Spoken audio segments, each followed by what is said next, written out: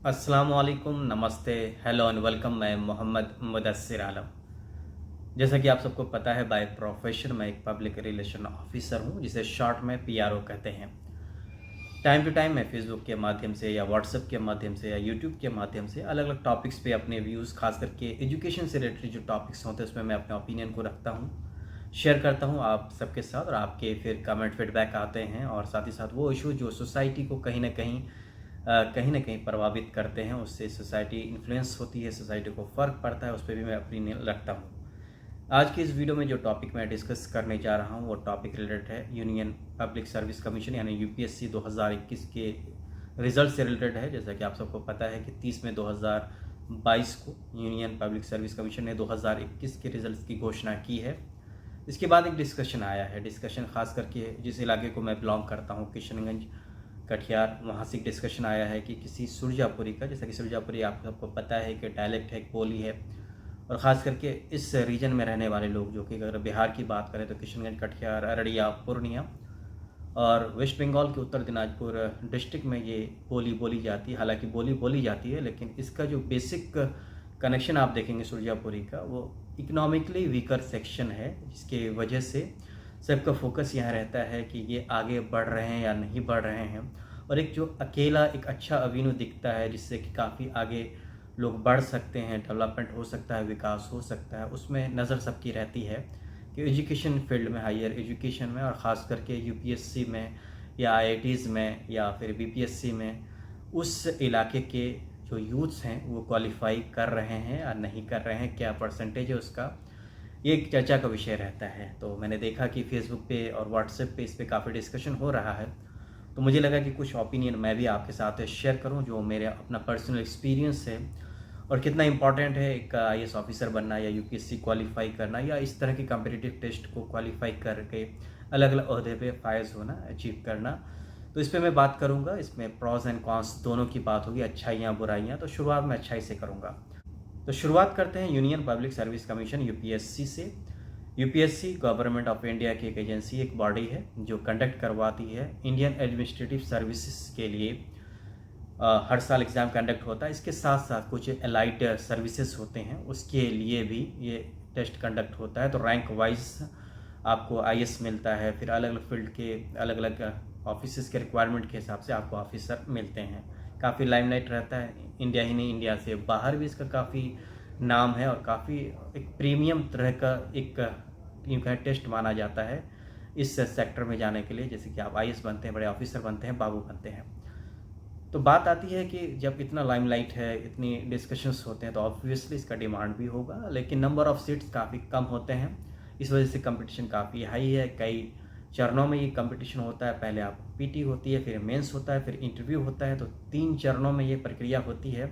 तो ऑब्वियसली ये काफ़ी टफ हो जाता है।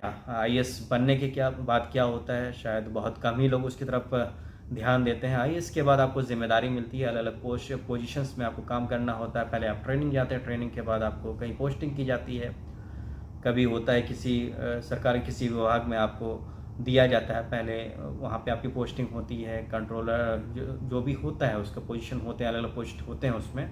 ऐसा नहीं कि डायरेक्ट आप डीएम बनते हैं, आईएएस बनने के बाद डायरेक्ट डीएम बन जाता है, ऐसा नहीं होता है। कि गवर्नमेंट के अलग अलग डिपार्टमेंट में आपको एज ए हेड बना के भेजा जाता है, डायरेक्टर बना के भेजा जाता है, उससे एक इक्विवेलेंट पोस्ट दी जाती है। लेकिन उस वक्त आपको एज इट इज़ ऐसा नहीं होता कि आपको डीएम ही बनाया जाता है। इसके अलावा जब आप धीरे धीरे एक्सपीरियंस्ड होते हैं तो किसी को 6 महीने में ही वो पोस्ट मिल जाती है, डीएम की पोस्ट मिल जाती है।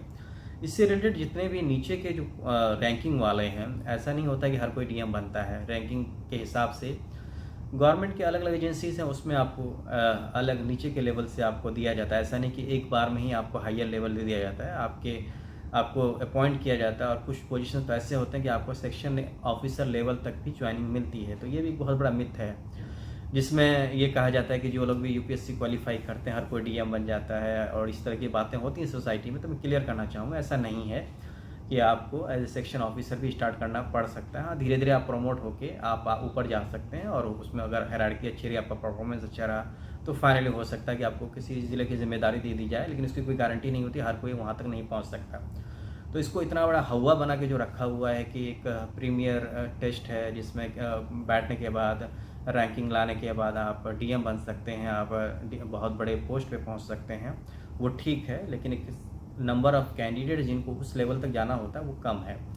तो ऐसा नहीं है कि आप दूसरे कोर्सेज़ या दूसरे एग्ज़ाम्स के थ्रू आप नहीं जा सकते, बिल्कुल जा सकते हैं। आप दूसरे एग्ज़ाम जो स्टेट लेवल पे लिए जाते हैं उसमें भी अगर आप प्रमोशन होके भी उस पोस्ट तक पहुंच सकते हैं, बल्कि आपको टाइम लग सकता है। तो ऐसा ना सोचें कि सिर्फ आप यूपीएससी क्वालिफाई कर लेते हैं तो आप हायरार्की में सबसे ऊपर पहुंच जाएंगे। करना क्या होता है? करना वही होता है, अगर आप डीएम बनते हैं तो डीएम आपको डिस्ट्रिक्ट चलाना होता है, अगर आप मिनिस्ट्री में जाते हैं तो आप सेक्रेटरी बनते हैं, सेक्रेटरी बनते हैं तो आप जो भी मंत्री होते हैं या सीएम होते हैं या जो भी होते हैं या पीएमओ में जहाँ भी जाते हैं आपको वहाँ का काम देखना पड़ता है। और आप मैनेज करते हैं, आप हायर पोस्ट पे होते हैं तो आप देखना होता है, कोई भी योजना होती है, कुछ भी प्लानिंग होती है वो आपको करना पड़ता है। तो यही मोटा मोटी काम होता है कि डिस्ट्रिक्ट मजिस्ट्रेट के अलावा भी अगर आप इन पोस्ट पे जाते हैं तो आप क्या कर सकते हैं। वही जो डिस्ट्रिक्ट मजिस्ट्रेट, जो डीएम जो प्रमोट होते हैं वो लोग आमतौर पे सेक्रेटरी बनते हैं सीएम के या पीएमओ में, ये होता है, एक प्रक्रिया होती है। तो ये हायरार्की है, चलती रहती है। इसको हवा क्यों इतना बनाया जाता है? मैं आप थोड़ा सा इसको क्रिटिकली देखता हूँ, इसका हवा क्यों बनाते हैं आप?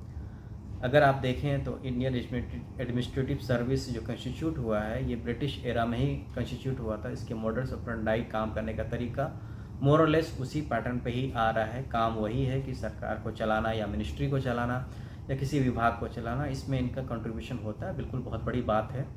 लेकिन अब ऐसा नहीं है कि अगर आप आईएएस क्वालिफाई नहीं कर रहे हैं, यूपीएससी क्वालिफाई नहीं कर रहे हैं तो आप यूजलेस हैं।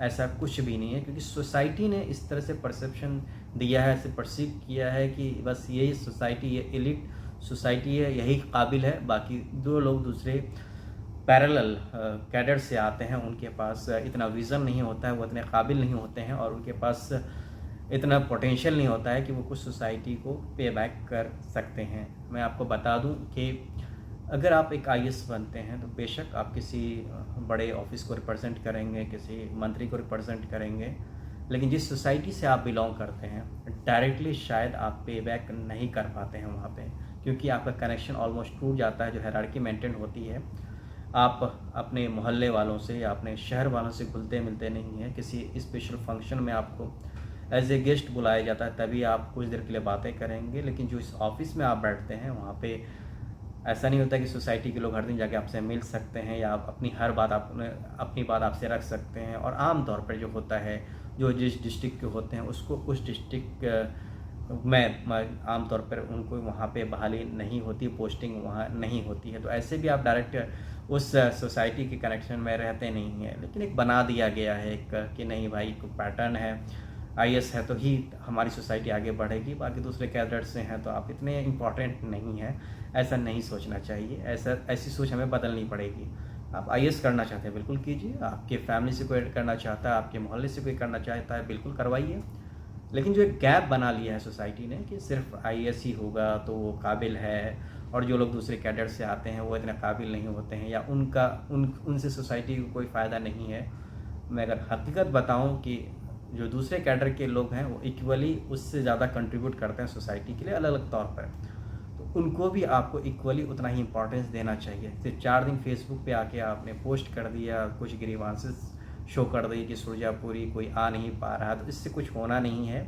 4 दिन बाद आप भी भूल जाएंगे, जो तैयारी करते हैं वो भी भूल जाएंगे। जाके जो प्रॉब्लम्स हैं, जो चैलेंजेस हैं, क्यों हमारे इलाके से लोग नहीं आ पाते हैं, उस पर भी अगर आप लोग कहेंगे तो मैं नेक्स्ट वीडियो में आपको बताऊँगी कहाँ कहाँ प्रॉब्लम्स हैं, उस पर मैं ज़रूर बात करूँगा। लेकिन मैं अभी मोटा मोटी जो परसेप्शन है कि कल से मैं देख रहा हूँ कि फेसबुक पे काफ़ी लोग भावुक होकर लिख रहे हैं कि कोई भी नहीं आ पाया, पता नहीं कब इस इलाके से आएगा।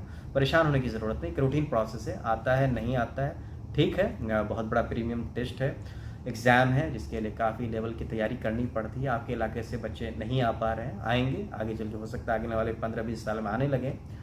फ़िलहाल जो ज़रूरत यह है कि आपको समझने की ज़रूरत है कि सोसाइटी में सिर्फ एक ही जॉब से ही सोसाइटी का डेवलपमेंट नहीं हो सकता, विकास नहीं हो सकता। और उसके चक्कर में, उस हाई लेवल के आईएएस के टेस्ट के चक्कर में, उसके जो प्रोफाइल के चक्कर में आप ये कर रहे हैं कि जो आपके सोसाइटी के इर्द गिर्द जो लोग हैं उनको आप नहीं ढूंढ रहे हैं, उनको आप देख नहीं पा रहे हैं, उनको आप इंपॉर्टेंस नहीं देते हैं। आपको लगता है अरे ये आया होगा, ये ऐसे ही कर रहा होगा, ऐसा नहीं है। उनका भी कंट्रीब्यूशन है, उनके भी ऑफिस के बारे में आप पता करेंगे तो आपको पता चलेगा कि क्या क्या होता है देश में, देश कैसे चलता है, किनका कहाँ किस लेवल पे कंट्रीब्यूशन है। सबका कंट्रीब्यूशन है, सिर्फ आप एक टाइप कास्ट बना के, एक टैबू बना के किसी एक पर्टिकुलर प्रोफेशन को इतना हाईलाइट ना कर दें कि एक के चक्कर में आपके 99 लोग जो आपके इर्द गिर्द हैं वो आपसे दूर चले जाएं और आप उनसे भी फ़ायदा ना उठा पाएँ। तो ठीक है, नहीं हुआ है इस बार, अगली बार होगा, आगे चल के होगा, देखते हैं। हमारे भी यही कामना है कि ज़्यादा से ज़्यादा लोग आईएएस बने, लेकिन उसके अलावा अल्टरनेटिव जो भी प्रोफेशंस हैं उसकी तरफ भी ध्यान दें और सोसाइटी की जिम्मेदारी है या हर किसी को आप रिकॉग्नाइज़ करें। पढ़े लिखे लोगों को आप रिकॉग्नाइज़ करेंगे तभी सोसाइटी का डेवलपमेंट हो सकता है, क्योंकि हॉलिस्टिक डेवलपमेंट तभी होगा जब एजुकेशन आएगा।